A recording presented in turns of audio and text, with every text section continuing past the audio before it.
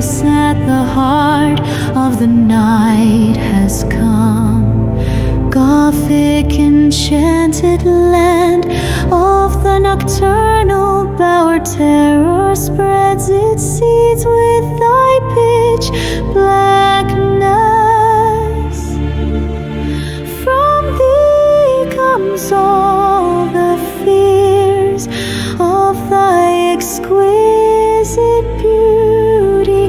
Thou art the rest of the old days' worries, black as ink, thy light of darkness. Jet is the dead heart of night's deepest aura, an empty solitary silence is the heart of thy storm. Cool as death is thy breath, airs and graces, bringer of death's brother, sleep for all but the unwary. Thy art home of the night's terror's realm. From thy embrace comes all evils, fears, and horrors of men. A darkly Gothic realm of death and life comes with thy hours. Beauty and darkness, lost in the realms of night. Darkness at the heart of the night has come. Gothic enchanted land of the nocturnal bower, terror spreads its seeds with thy pitch blackness. From thee comes all the fears of thy exquisite beauty. Thou art the rest of the old days' worries, black as ink, thy light of darkness. Jet is the dead heart of night's deepest aura, an empty solitary silence is the heart of thy storm. Cool as death is thy breath, airs and graces, bringer of death's brother, sleep for all but the unwary. Thy art home of the night's terror's realm. From thy embrace all evils, fears, and horrors of men. A darkly Gothic realm of death and life comes with thy hours.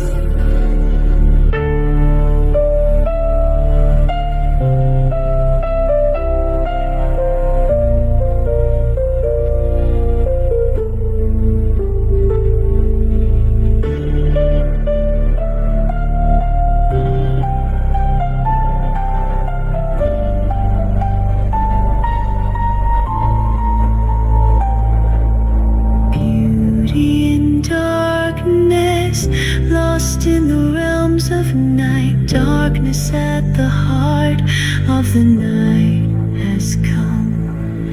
Gothic enchanted land of the nocturnal bower, terror spreads its seeds with thy pitch blackness.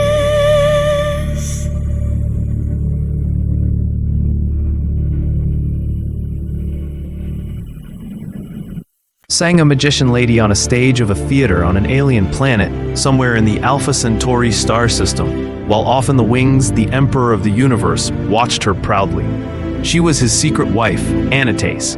She was entertaining at an intergalactic forum, and her ethereal voice enchanted him and the song. To say he was distracted would be an underestimation. "Gramps, it's time for you to go on stage," said Blake. his younger self noticing he was lost in thought and the music.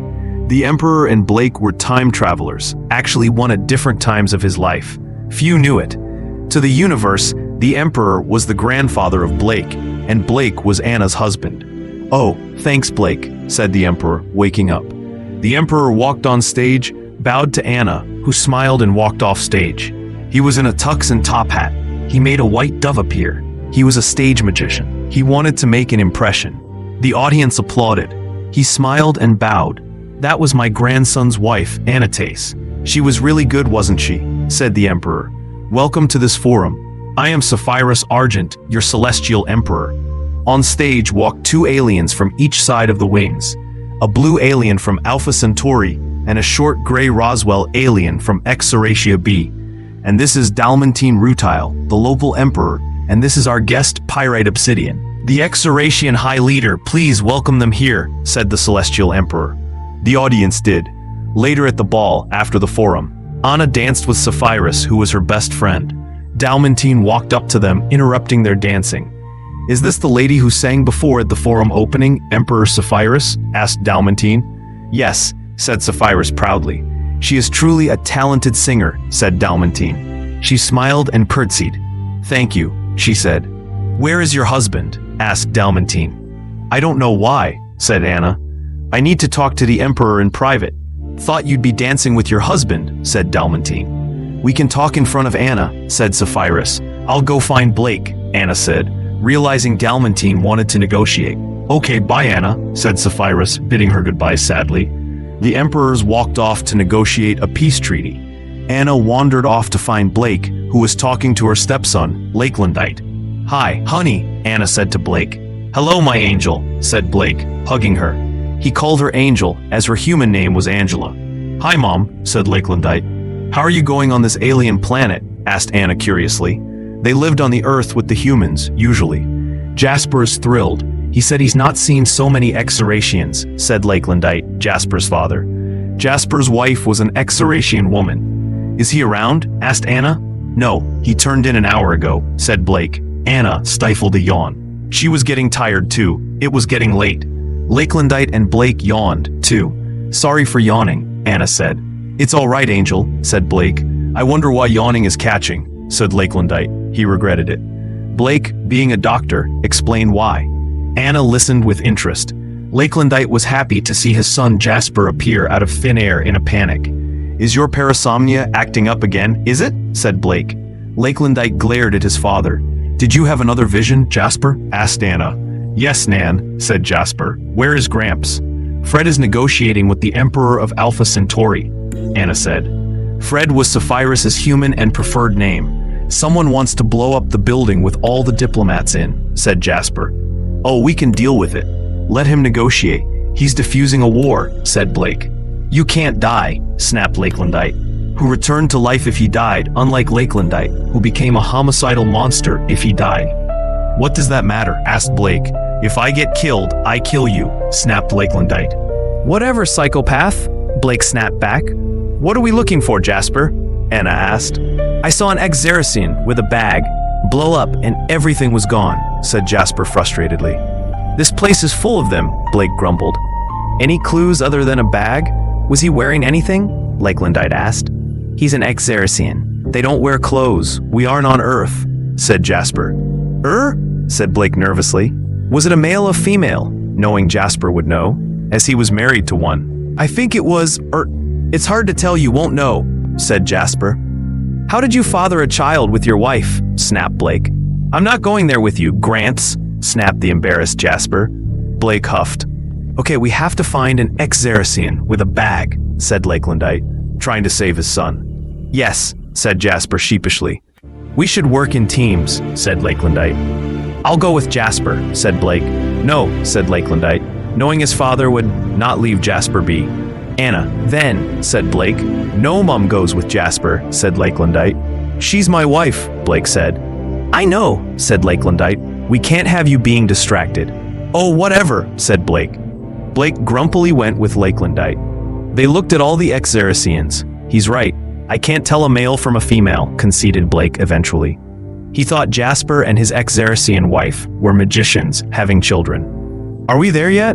Blake eventually moaned after half an hour of staring at Xerasians. We have to keep looking, have to keep going, Lakelandite said, annoyed with his dad's constant moaning. Yeah, sighed Blake, who enjoyed his son's company less than the thought of blowing up.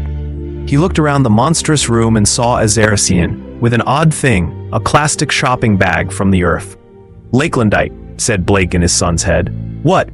Moaned back Lakelandite aloud. I think I found them, whispered Blake. Where? Lakelandite said, looking around. Over there, Blake thought. Turning to the alien, he caught its eye, and he turned away too quickly. The alien walked away. Lakelandite grumbled and chased after it. The alien turned and looked at its arm, which Lakelandite held back. The alien glared at its captor, who looked back amused.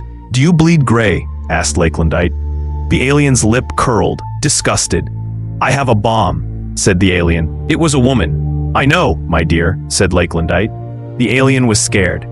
Give, said Lakelandite. Mukai, you recognize me, said the alien. I know my daughter-in-law when I see her, said Lakelandite. Mukai handed over the bag. Lakelandite put his hand in the bag. She looked ashamed. He pulled out of the bag an apple. Mukai looked puzzled.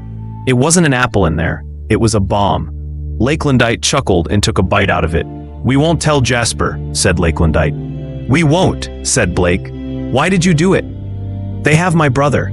They will kill him if I don't. I can't, said Mukai. I'll save him. If he lives, you stay here with my dad, said Lakelandite. Elsewhere. If your sister doesn't behave, you won't live another day, Ambassador Ga. An alien from Betelgeuse said to an Xerasian in a suit, tied to a chair somewhere on Earth. The ambassador looked sad, knowing for him to live, his friends and sister would have to die. She's late, said another alien, a minion looking at a clock. She's got cold feet, said the leader. The ambassador smiled. Time to die, Ga, said the leader. The minion pulled out a knife and put it on Ga's neck. As long as they live, I am proud to die, Ga said. Kill him, the leader said coldly. Ga felt the icy sting of the blade on his neck and closed his eyes, ready to die. Then something strange happened. The blade melted away into nothing. There were groaning noises. You can open your eyes now, a voice he knew said. Ga opened his eyes and saw Lakelandite with a bloody sword, and his captors were dead. Necromancer, Ga chirped happily. Never heard my name said like that before, said Lakelandite. The necromancer, who was used to hearing his name in terror. She is all right. We stopped her, said Lakelandite. Will she be punished? Asked Ga. No one will know what she nearly did. She was being blackmailed, said Lakelandite. Ga was returned to his sister, and she was not punished, but she didn't escape living in the doghouse with her husband for a while, who recognized her but had been in denial.